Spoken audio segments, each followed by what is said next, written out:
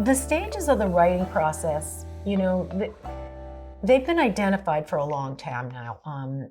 Hayes and Flowers tried to address this in the 60s, 70s, identify what are the stages that good writers go through. And in thinking that, by identifying that, we could then think about what we needed, the stages to teach students. And, it's been modified over time, but everyone pretty much agrees that there are stages. In my work, I've come up with a very simple way of remembering the stages. It's think, and that could be where you're brainstorming your own ideas or you're gathering information from sources.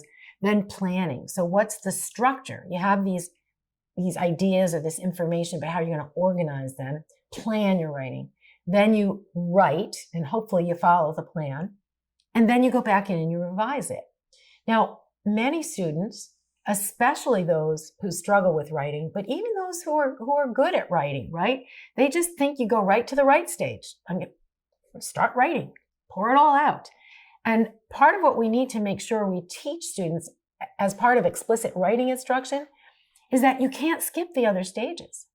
And in fact, you probably in total should spend more time at thinking and planning and revising than you actually do on the writing stage. And the thing is, the more time you spend thinking and gathering information and getting your ideas out, and then planning how you're going to organize it, the better the writing ends up being.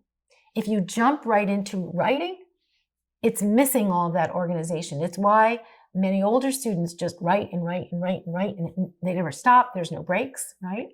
And the same is true with the revision stage.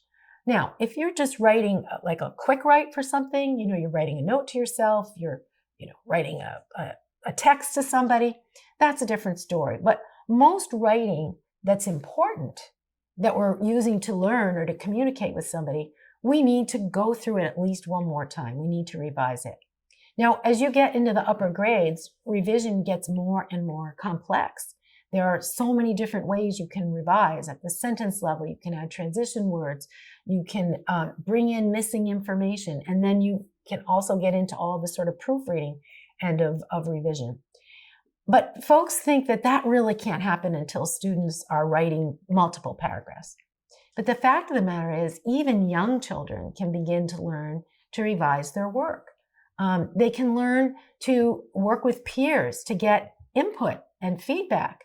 A peer can say, I don't understand this in your drawing or in your sentence. And so we can begin that whole emphasis on revision, but also on the thinking and on the planning as young as kindergarten, the second or third grade.